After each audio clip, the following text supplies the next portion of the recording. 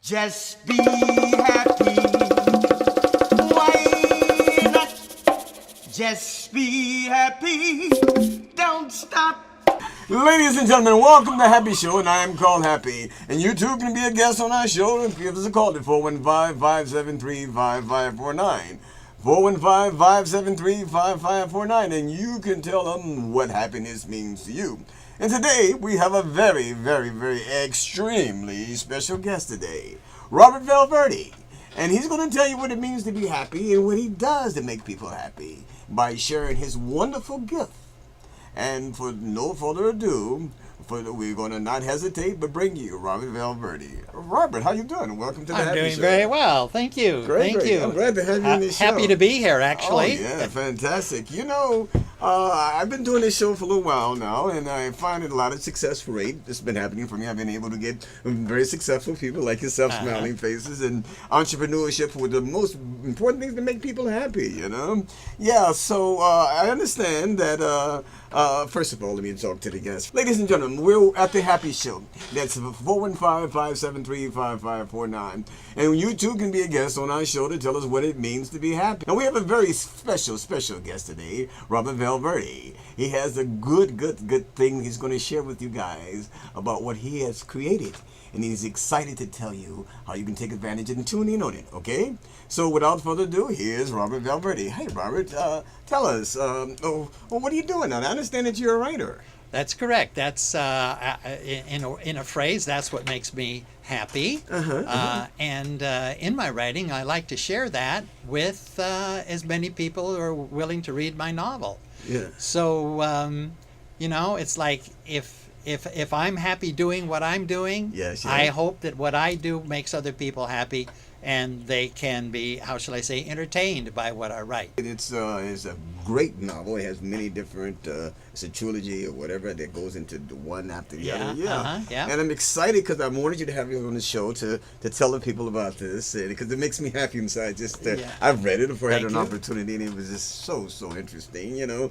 So give us a little summation, you know, don't give us all about the book itself. Okay. And it's called, from my understanding, it's called The Necklace. The Necklace, yes, of course. Yes, and so the necklace is actually a saga that takes us from 1890s Japan and United States all the way up to 1906.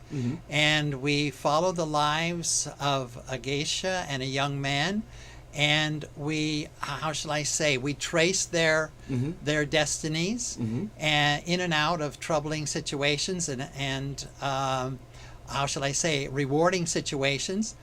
But the purpose of the novel, in one sense, is not only to entertain, but to give us, how shall I say, a new place to look in our society for not only entertainment in reading, but also, how shall I say, gives us the audience an opportunity to reflect, to be with the characters and then be able to reflect rather than having, how shall I say, stereotyped characters that we sort of get to know and we can easily dismiss. Yes. You know, it's very interesting you say that, because I notice in the industry now, in the entertainment industry, the movies and the theater, there's a lot of violence going on there. Is your book one of these violent books too, or I mean that? No, actually, how shall I say? I think that we are missing so much in this country because we seem to be being led down the path of violence and crime. So I wanted to create, actually, and to my best effort, something that's romantic, something that's poetic, that people can reflect on and maybe read 2 or 3 times and take the ideas seriously into their own lives. Yes. And maybe, you know, follow their own path but be invigorated by what they've read. Oh, yeah. You know, my dog, he doesn't really read, but he's always happy. He's always laughing all the time. There he goes again, you know. When he thinks of books and movies and stuff like that, it just tickles his bones, you know, right? You know, and, you know, give us a little summation. Okay, it's okay. Calm down. Give us a summation about the book, The Necklace. Okay. Yes. So, yeah, it takes place, it begins in 1890s Japan. And between a Maiko, which is a geisha trainee, and a young American who goes there to run his father's mill.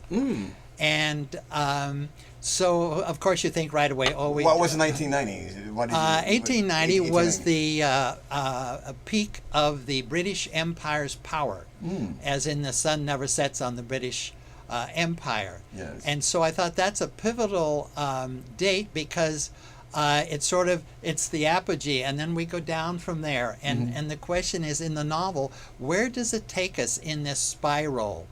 And so that's where we begin, and we follow the Maiko, and we can look at her journey as an awakening of the value of beauty, and how she discovers her own beauty that really gets lost in her training as a geisha. Now, I'm glad you mentioned that because a lot of people misunderstood different things like the word beauty, where it comes from. It's psychological, it's internal. You know, even the word geisha. Can you explain what's a geisha? A geisha is actually a Japanese woman could start their training as early as 6 or 7 years old. And their purpose is to entertain men at parties. And the most important distinction in the research that I did is that they're definitely not prostitutes. They're not courtesans in any way, but they're highly trained to entertain at parties and official meetings. So it's a very high-ranking position to be. It's a very honorable position. It's very honorable. Yes. Yes. Yep. So in your story, you talk about the training of geisha. Give us a little bit more of that. Then. Yeah. Don't give it all of us. Maybe No. just a little bit because it's just. No, the geisha training is very extensive. They learn musical instruments. The samisen is probably the most important. Then there's the koto, but there's the tea ceremony, and the ikebana, which is flower arranging. And one of the interesting things about flower arranging is that the arrangement, it's not only an ancient practice that began in China, but it's also to enhance the beauty of the vase. And it has parallel, horizontal and vertical lines that are strictly to be adhered to. So they have to learn that, then they learn dance, they learn singing, and of course how to walk, how to move, and then also most importantly how to serve and to be gracious. So service is the highest honor that anyone can embark upon, you think? I would say so, yes. And so that in their training they have a sense of that, and a sense. And it's not a how shall I say, it's like being humble, but being very alive. It's not submissive. It's being very alive and contributing to the party, the atmosphere, and to the gentlemen who are there. Oh wow, yeah, that's exciting. Now you spoke about there's a geisha training, and she's tell me about it. How many characters you have there? Well, in the entire novel, we have about, I would say, 7 or 8 significant characters, and then there are what we call the passage characters, who come and go to help move the plot along and move the characters. We actually have an ancient mythical character called the ox cart driver. Interesting. And he is actually a mythical character to how shall I say, to support the themes of mythology in the book. So he comes and goes, and he's everywhere. Wow. So he's a fairly important character that goes throughout the 5 novels. Now, notice you chose Japan, and he's apparently a part of Japan too.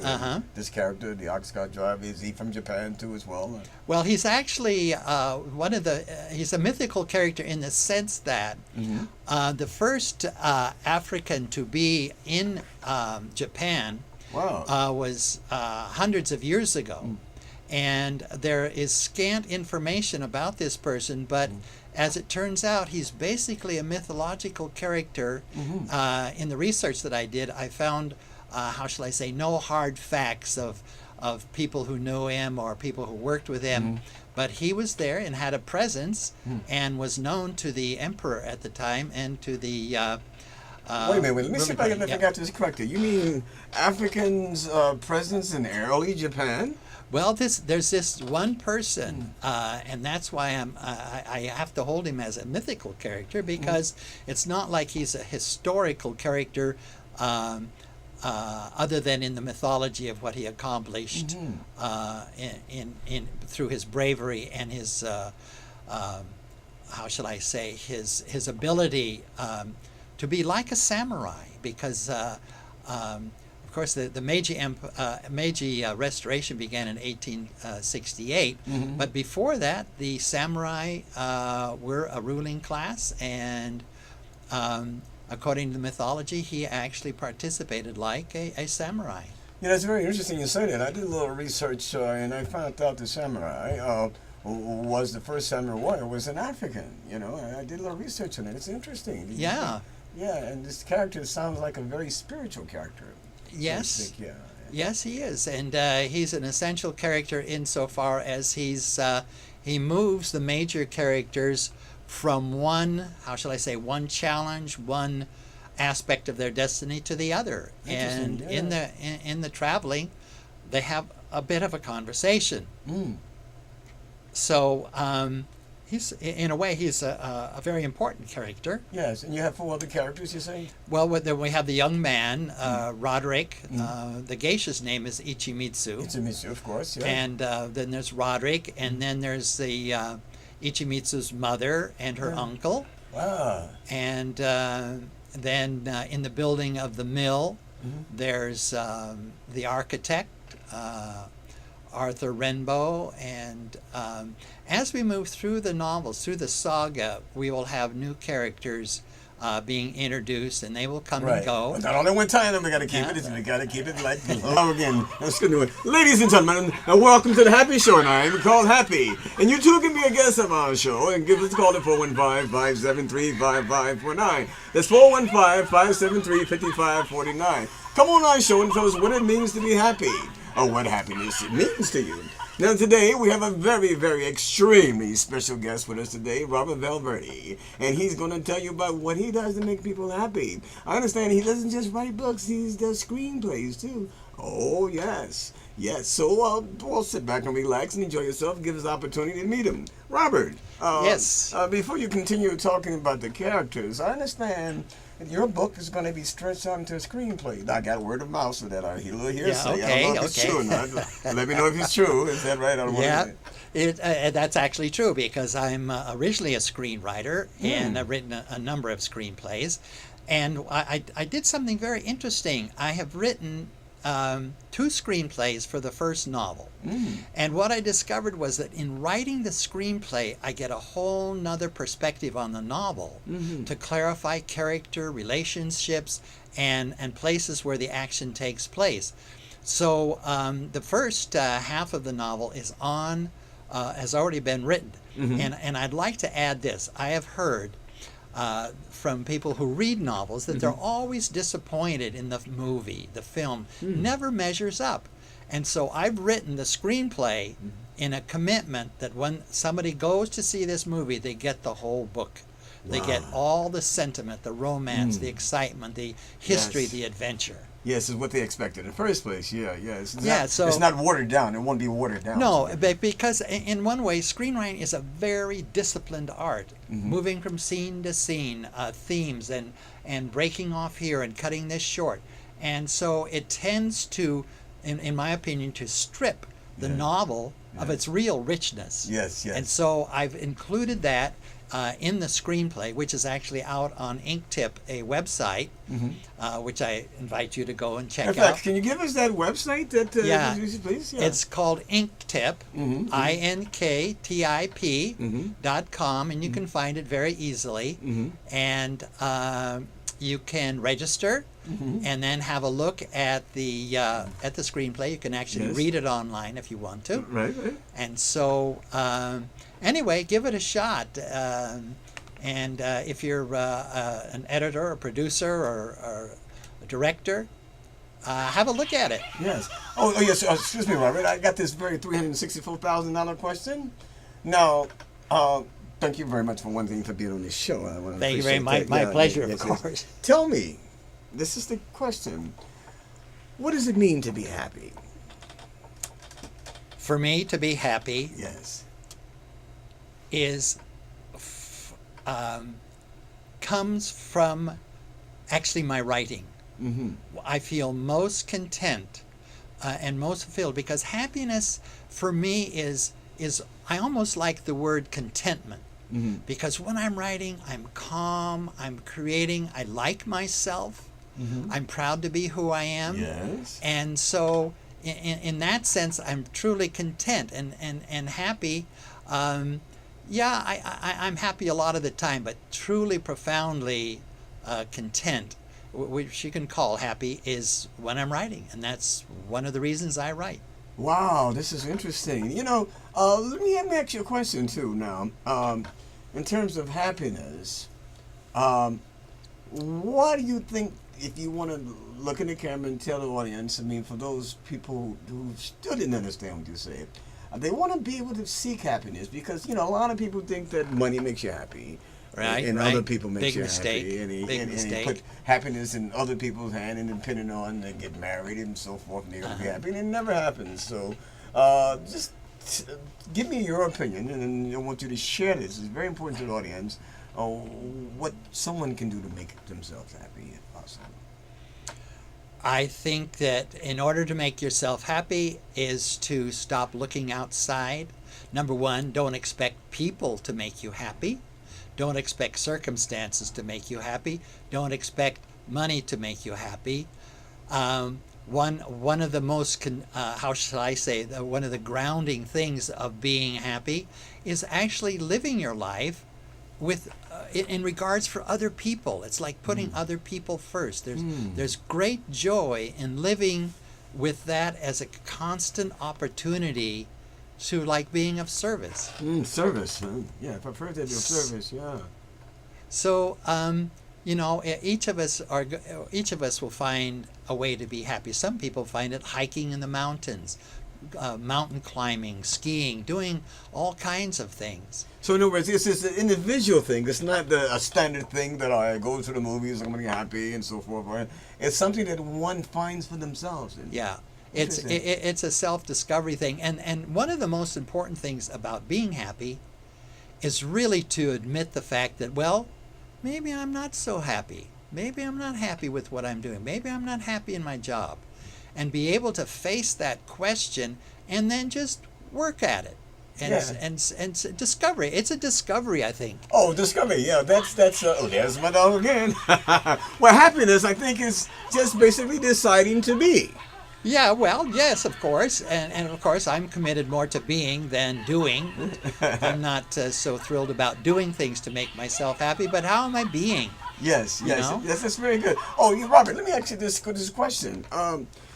No, this is a good opportunity because to what are you seeking in terms of your support for your wonderful book, The Necklace, and the novel and the screenplay. I mean, if you wanted someone to out there in the TV world and the entertainment world say, "Hey, listen, we're tired of this violence too. We want to try something different," and we think you're the man for that, Robert. So tell us first of all who you like to invite to help you out with this wonderful project. Well, I would most like to have Japanese actresses and actors and perhaps a director, because I did 4 years of research, but there are little things that I still don't know. Even though I did as much research for the first novel, which was about 4 years. But actually, anybody who reads the novel, reads the screenplay, and if their heart is in it, they'll know. Yes. And if it's not, because for me, I'm swimming upstream. This is not the popular kind of screenplay or movie or novel of its day. We have the mystery novels, the violence, and all of that. Yes. So I appreciate that. Yes. I'm swimming upstream, but yet I hope to find the heart of people who enjoy, how shall I say, being happy the way I'm happy. Well, fantastic. And in other words, hoping to find the people. Tell us once again how they can find you, how they can contact you. I know it's on the screen, but we want to hear it coming from you. Yeah, well, the best thing to do is to send me an email. Yes. And at valrobott, that's VALROBOTT @gmail.com. And that way I can direct you to sales. It's actually on the Barnes & Noble website and Amazon.com. So you can go there directly if you'd like to talk to me about publishing the novel, getting it out more, that's great. Send me an email. Or if you'd like to produce my screenplay and join me as a partner in that way, yeah, send me an email. Well, I'm looking for well, partners. thank you I very said, much. H.A.P.I, I'm looking for partners. Oh, well, good. You know? The word is out. That's word is out. My dog Yeah. hears you. He loves to be your partner, too. All right, let's take him on. All Let's right. take him on. Let me pause for calls now for a second and see. Ladies and gentlemen, and welcome to the Happy Show. My name is Happy for those who just turned in for the first time, for those who took a break. And you're back now. This is Happy. You hear dog laughing. Nobody's just having fun. Everybody's happy. You're at the Happy Show. So, be a guest on our show. You too can be a guest. So give us a call at 415-573-5549. That's 415-573-5549. And you get a chance to tell people what happiness means to you and what it means to be happy. Now, for those who are tuning in, we have a very, very special guest, Robert Valverde, and he's telling you about the necklace and how he makes people happy. And Robert, we have a few more minutes here left on the show here. And I think about, about a couple minutes. So now, I want you to give us a little more thing about the necklace, because I'm kind of excited to understand about Ichimitsu, you say? Ichimitsu, yeah. Yeah, Yep, that's the geisha, Maiko. yeah. And, She's a very sweet, very beautiful, talented, intelligent young lady. Mhm. And she was actually sold into the geisha training, which is not uncommon. right. Not uncommon at all, and it's not like it's a bad thing in Japan. It's just some people are so poor, they need money, they can't afford to take care of their child, and they find that the child is very talented. She's an incredible singer. Well, that's it. That's it. That's it. I'm sorry we got to quit. Got to go. You know, I don't want you to tell them too much. Okay, Robert.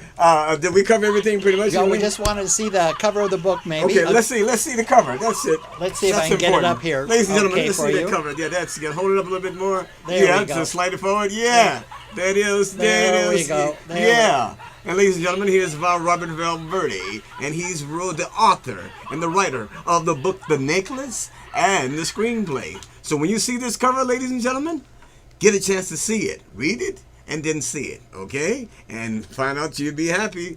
All right, so thank you very much for seeing it. And Robert, I want to thank you very much for being on the show.